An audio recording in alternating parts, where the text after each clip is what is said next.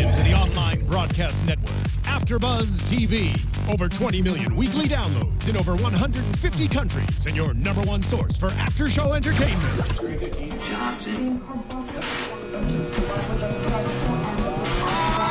AFTERBUZZ TV, the destination for TV superfans, producing after-shows for over 300 of your favorite TV shows, interviewing celebrities and showrunners, and bringing you behind-the-scenes exclusives. All thanks to E! Entertainment's Maria Menounos, producer Kevin Undergaro, and internet leader Akamai. Now, let the buzz begin! Oh, yes! We like to have our songs coincide with what's going on our episodes, and tonight we are here at AFTERBUZZ doing an after show for State of Affairs, Episode 5, Rissalah. I don't know if I said that right, but translation from Arabic is the message. I'm Stef Z, and tonight on the panel we have the lovely Julian Dujarric. Hi. And as always, English Cleveland. Hello, everyone. I don't know if you can really say as always, because you weren't here last week. I wasn't here last week either. Well, I still. Did you But miss you're us? always English. Right? When I'm you're always here, English. You're always English. Did you miss But us? I was here in so heart sad. and spirit. Don't answer that. I know you did. I watched you guys. I was in tune. All I have to say is finally the panel is on board with me Yes. that this is a rad show. Yes. We were Steph kind is of. finally right. Yeah, I should finally. say it. It's It always happens. You'll come around. Sometimes it takes longer, what but I knew this was a good show. I love it. I love it. I love it. an episode. What an episode. It was really like actually jumping Yeah. and screaming, and we had to Yeah. rewind. A We few kind of annoyed times. Steph a little bit because we were so into it that we couldn't. You know. Sorry, We couldn't. I don't know. I feel like you had to tolerate us let's tonight. clear the air. I love that you were so into it. You just started reading the closed caption to me. Well, I was reading them because it was so exciting because I had to It was like, I couldn't believe no. what I was seeing and reading Message. and witnessing. So which is seeing Jumping. at the same thing. Right. Charleston. Now. Period. No. Guys, Anyway, let's get right don't into the hate show. on my enthusiasm. I know, we love you, we love you. It's all love here. So let's get right into it. We Yes. know that these episodes, have this format where they start with this incident that happens. Very exciting. Again, I feel like the first couple of episodes, it was more like, oh my God, what's happening? Yeah. There's still big things happening. And this is the first time, I believe, where the thing that happens very directly relates to the bigger picture. Yes. Finally. Finally. Thank you, Lord. We're bringing Fada back into just the scene. I feel like Yeah. they just had all these other things that were not relevant. We're like, okay, we have to catch on to this, hold on to it for the later episodes. But now we're getting around to the meat of the. Yeah. It's all connecting, and I'm It is. This is into it. Yeah, this is the first episode where everything kind of gels together because in previous episodes, like the girls getting, captured last week or the week before or whenever that was, that doesn't play into Fada. And now with Thomas Logan, the reporter, or journalist, whatever the technical term they called him was, getting, captured with his cameraman, who later we learn is a little scandalous. But, that directly relates to Fada. So, And we do see again that this episode is kind of a depiction of what is actually kind of happening in our present day. Oh yeah, it's Yeah. true to life a little bit. Ripped we from the see it. headlines We do almost. see a couple flashbacks, which we can go over. We see some more stuff on the boat. We see the communication between Nick and Charlie. Preach. Yeah, well, we see. No, it's good. We see, them thinking they turned Fada. Again, disagreeing. A lot of the things we see with them, even though we kind of see that they're a team in some way, Yes. they do kind of butt heads about the decisions they're making together a lot, I've found. Right. Because in one of the scenes we know that Charlie still doesn't believe that Fada's on board with something in particular that we'll get to in a few minutes, but Yeah, Well, they no, disagree Charlie thinks she's on Fada's on board. Nick thinks that. Oh, right. That That's not. one of the many so things that they that's what I'm disagree on. saying. Yeah, like when they're on the boat, and that I think is one of the only flashbacks we see. I mean, we see flashbacks to Aaron getting shot, and they're piecing, stuff together. But that's something we've seen. With Fada, this is a new piece of information. But if you remember a few episodes, I might not. I might I'm not. like looking at you, like try to remember. Sometimes I forget. Remember, we did see the other flashback of Fada and Nick and Charleston on the boat again, and when they were holding him hostage, and then they got into that other quarrel, and they weren't really agreeing on it again. So it's they have been like it's weird that they're a team, but they don't ever agree on what they should do in reference to this man. Right. It's like they're working towards the same goal or end goal, which we don't really exactly know what that is yet. Yeah. But along the way, Well, it's we a do very know fun- they want Sheik, whatever his name. Right, but why? And what do they have in, I feel, I mean, we're jumping around again. We always do. We love to. But I feel that they are somehow in the know that Aaron is going to die for the greater purpose of something that we don't know what it is yet. And it has to be because, go ahead. Sorry, I was just going to say, which makes me wonder how important is Aaron? Because up until this point, we just thought he was someone who obviously was an operative, but we didn't really know how important and why he died. Why did he need to die? So obviously he's pivotal to the reason. But why. if we think about it, they're obviously mad. They went over there for a reason. The president, Aaron, Charlie. Right. There must have been something that they were already mad about with the president. She maybe went over there to create peace. And they targeted Aaron. The only reason why I'm going to interrupt you is because I'm not sure if we're all clear that I don't believe the president was the president when they went over there. She was someone of high power. Exactly. Who was, because let's focus on this Aaron thing. Who was running for the president? Right. Who we see now, because she had served before and now her son dies in the line of duty, we're told that maybe this information helped her get this presidency. So was there someone else in the running that people were trying to get out? Was there Charlie, was there a bigger picture of what this president might mean for our nation or whatever, that they were like, well, she's a woman, she might not win if this happens. Again, who knows? I could be totally off, but I feel like there's still a bigger plan. Like how we felt in this episode this evening of like, oh my God, this is all piecing together. What's happening? That's like the tip of the iceberg of what really happened. And I feel like Charleston knows exactly. She knew that. I feel like Charleston knew Aaron was going to have to die. That's exactly what I'm saying. I feel like Aaron's death is more of a pivotal thing than it's like a just trade-off. He got right. There's something there, whether it be Fada says the only way I'm going to give you XYZ is if you give me this president's son or the president-to-be's son or whatever. Who knows exactly what it is, but I definitely think there's some bartering, negotiation, something going on. You're shaking your head. Do you not agree? No, I'm agreeing with you. I'm just shady, shame. It's what a shame that you would compromise the person you love, that your fiance, this man that you say you want to spend the rest of your life with, but we already for the greater good. We already see that she's shady because the fact that she can even remotely have sex with Nick when Nick was there with them in that whole mess, and now you can have sex with Nick, and Nick is involved. Well, let's move now from Aaron to this Nick, and again, a lot happens in these episodes, so try and stay with us, you guys watching. If you have questions, comments, things we leave out, just always write. Let us know. We watch the show and we go on live right afterwards, so we always might miss something. And go on iTunes, give us 5 stars. Let us know what you think. Yes, we love you. Do that too.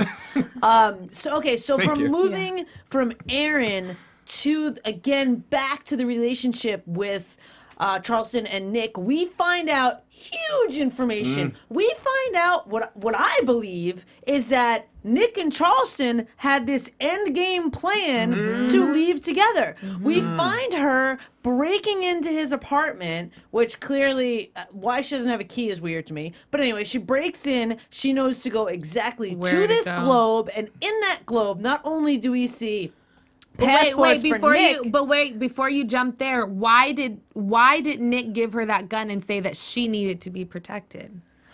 Right. We'll get there. Okay.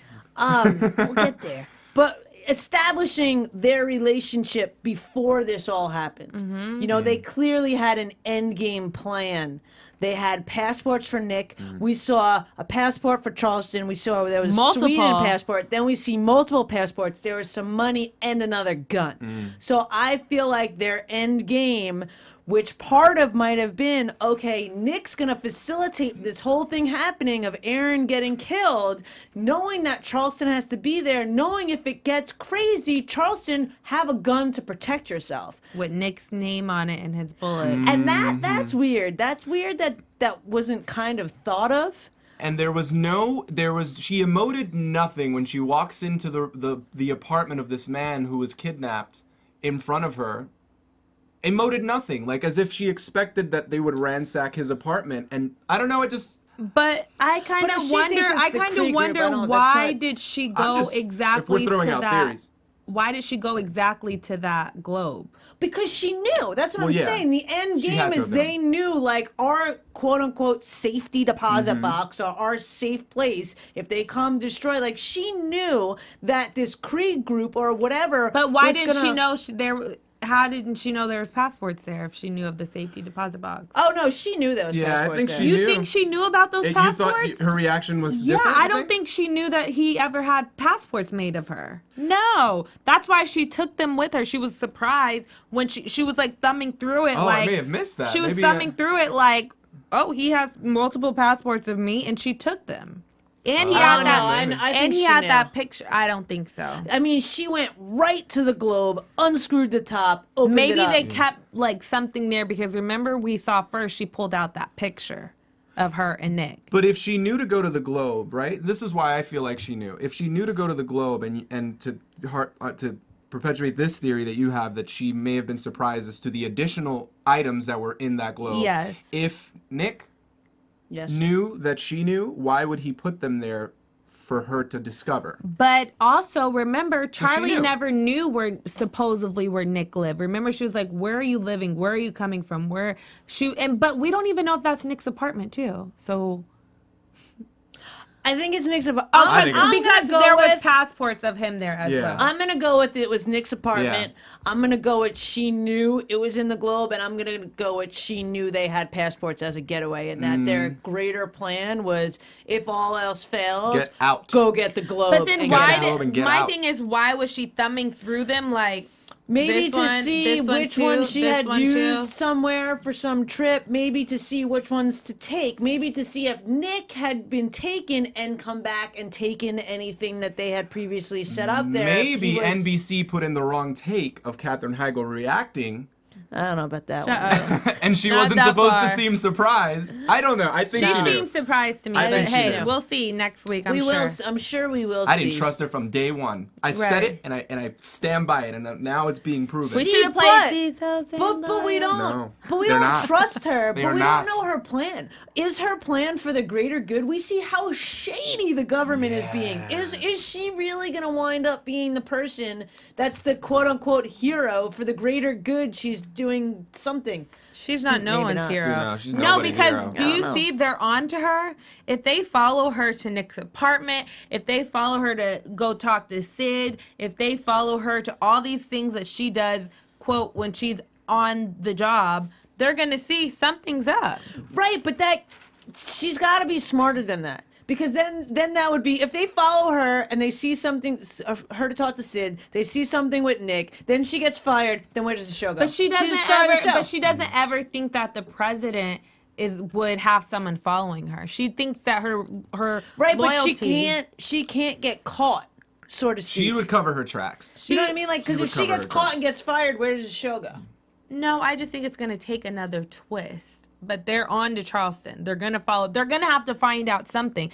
Something is gonna make the president upset with her. There's some. It has to be. It has to be. I think the president knows already. I think the president will find enough information or evidence that there's something going on. She won't know exactly, but no, she'll find out something. The fact that Katherine Heigl's character, Charlie, is keeping something from the president, especially after they had this conversation about not keeping secrets from each other, will be enough to, raise even more suspicion and, have the president not trust Charlie. My thing is, I agree with you. I think Charlie is smarter than that. I think Charlie's going to cover her tracks. We're going to find out that she knew somehow that she's being followed, or she has somehow covered her tracks in some way, and there's going to be more digging that needs to happen in order for I might even the go president to know what's happening with Charlie. I might even go as far to say that she's going to lead them to a place to confuse what they're seeing from her to save her own butt. I would go with that too. But at this point, do you guys not agree that she's very serious about finding Nick? Because she goes to Moran, she's like, hey, what else am I supposed to do? The president wants me to find this man. And I think she felt kind of betrayed when she did see the passports of him. And so I think that she is trying to help find him because she wants to be like, hey. And Sid is also even saying, don't trust this man. So I think that... I think she knows where he is. I don't know. She doesn't. She doesn't even... And I think that they're going to find out that he was in Charlie's car with her. When I think whoever stole him. Well, I'm not following. Wait. Who's in whose car? Remember when Nick was stolen? He was stolen out of Charlie's car. Right. They were making out or something, right? Yes. There has to be some kind of knowledge of Charlie's car. They had to know whose car to follow to get Nick out of the car. So I think it's going to get back around to the president that he was in Charlie's car the night that he got abducted. And she's not releasing that information to the president. No, I can see that. I mean, I always like to just go devil's advocate a little bit, but I think that Charlie somewhat knows. And since that this picture has been coming out of the two of them together, that this distance is creating something better so that she doesn't look like she's tied to Nick. Possibly. I don't know. He was stolen by the Craig group. Maybe I'm totally wrong. Maybe Nick is going to be used as leverage to get Charlie to influence the president to do something. Who knows? You know what I mean? But the fact that there's so many twists is kind of what's making it awesome. Because now it's not just what's going on. Now it's it could be this, it could be this, it could be this. And they're all plausible. They all could relate to each other. Whereas before, they're all kind of independent twists that we didn't know where they could go. But we know that, or we think that they can all connect in somehow. And what we talked about last week a lot, and I know you guys weren't here, was that we all kind of think that somehow Maureen is working with Nick and that's Twisted. why she had all that stuff all together. Yeah, let's talk about that. Before Charlie even asked for it. That was very strange. Either that or she's working with Sid. We think Maureen and Nick are working together. Because remember the file that when Charlie was like, hey, find everything undisclosed and disclosed on Nick. And she was like, well, here it is. I already had it ready for you. And so what happened was, just a little recap from last week, when Charlie figured out the phone that she was getting texts from, she found it in that same, she found it in that same bin that had everything to go to the fire chute from the 7th floor. So she knows that it was someone on the 7th floor, which means one of her people, Nick, somebody who had been on the 7th floor. Yep. Right. So that was kind of, what led us to think Maureen, and the fact that Maureen now has information about Nick. But to me, it was very weird that she didn't question that. When she asked her assistant to look into Nick, the assistant knew. And she trusted the assistant, Maureen, to come on. I don't know that she's exactly just the assistant, but she trusted Maureen to come in to tell her things like Nick was with her. So there's something going on in that relationship. Well, she took it, Maureen kind of took it on we both need to find him. and she kind of said something like in reference, like Charlie's like, I need to find Nick. The president has me, and she's like, we both do. Who's the guy? And sorry if I should be paying attention, but who's? Maybe if you stop reading the closed captions. Maybe, and if I actually just paid attention. No, who's the guy that Charlie in the first episode sees in the elevator that is now working? The new guy. He wasn't on there this episode. Or is he the one with the dark lashes? Lucas? Lucas. Is it Lucas? Are you talking about Lucas or are you talking about David? I think you're talking about Lucas. I think the new guy. Yeah, the Lucas. new guy to the team. I think Lucas. But there's might have two something to new do with guys. this. Yeah. Because if it's coming, these text messages came, if I'm not mistaken, after Lucas started working there. Yeah, it was like his first day. But then there is another new guy. Remember, they fired the manager over the whole office. And they have that new guy with the lashes, with the makeup that we say he looks like he wears. Oh, with the eyeliner, you mean? Yeah. Oh, guy liner? Yeah, guy liner. Apparently, somebody wrote into the show and told us that is just the way that his eyes are. I'm serious. Well, thank you whoever for letting us know. Yeah. Whoever that is, thank you very much. Okay, cool. So let's move on. Well, that's how we can to, only, we don't know his name, so we just... Yeah. That's how we identify him. No, I believe that we're talking about Lucas, and we're talking about the new director. Yes. Okay. I think so, Lucas may have something to do with Lucas is working for the new shady. director. They're all shady. Let's call it how it is. Okay, cool. So that's kind of what's going on with the relationships and stuff like that. Let's get back to Fada. Yes. Let's get back to Fada and Fada kidnapping Fada. this Thomas Logan, who is a journalist, and his cameraman, who clearly later we see the cameraman was planted to work years and years ago. What preparation? Like, that's the thing that gets me. These terrorists, and I don't know, this is going to sound crazy, but the amount of planning and preparation for some of these things. Very patient and very calculated, which is really scary. Because you never know what's happening. And the fact that you can fake your own death, like, what? Well, I mean, again, I'm sure that takes a lot of planning. That's a part of the plan. It's just a testament to how much conviction they have in their cause or in their belief, like that they want to see the destruction of the Western world. And they want to see it so bad that they were willing to wait years to groom people and groom themselves to carry out these plans. But the thing is, they're so silly because the ruler, the person that's over them, has no mercy on anybody. Like, you can go tomorrow after you wasted all your time faking your death, doing all this kind of stuff, and then if you make him mad over any reason, you're dead too. Well, it's a part of the brainwashing. It's a part of that whole conviction that you're doing this for your greater good. I think it's a lot of things. I mean, that's opening a whole nother can of worms. Just like how the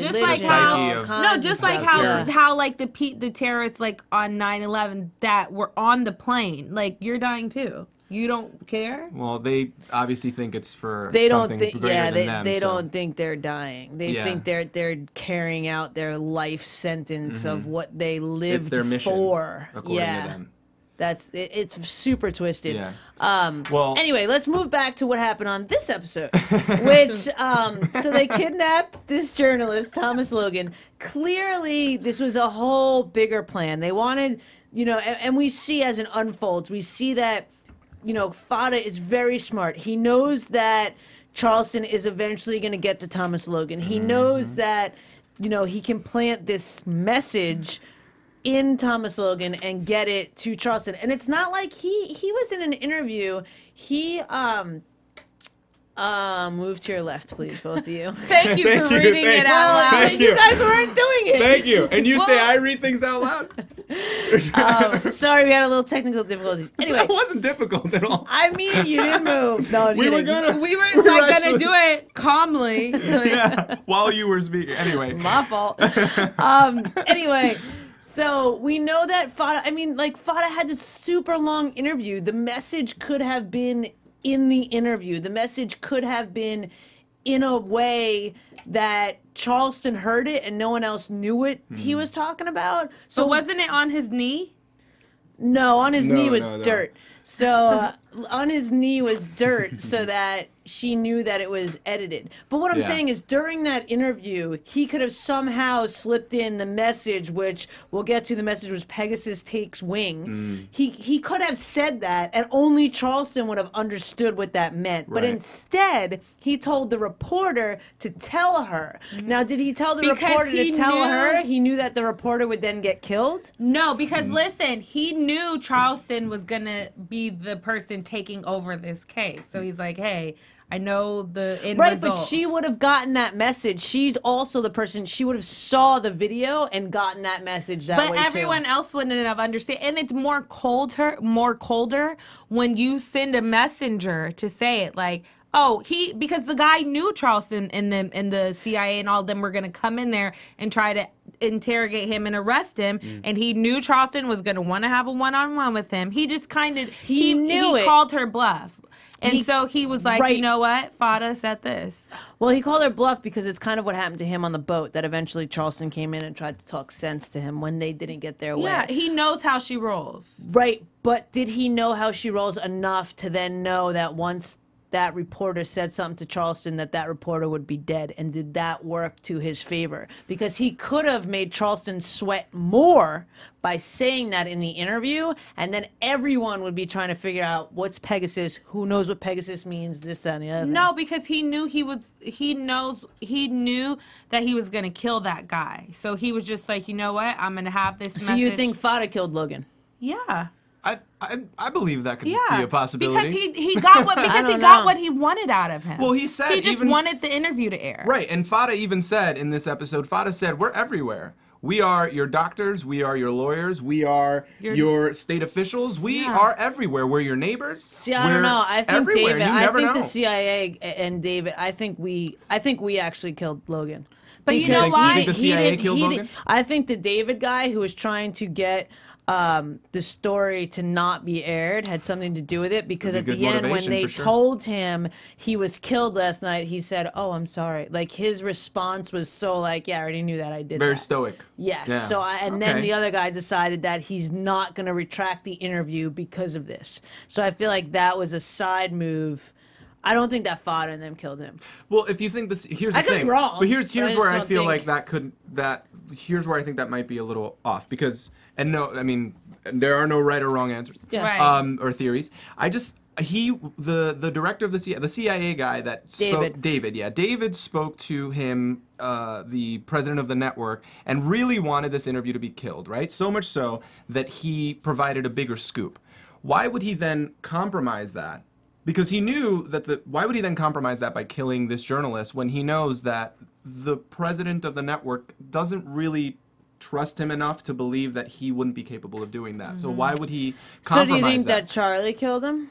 No. You think that Fada killed him? I think Fada killed him. Because they got what they wanted. So. They got what they didn't need. Yeah, he was a mark. He was a mark. Right, but if he did the show, they could still play him against Charleston.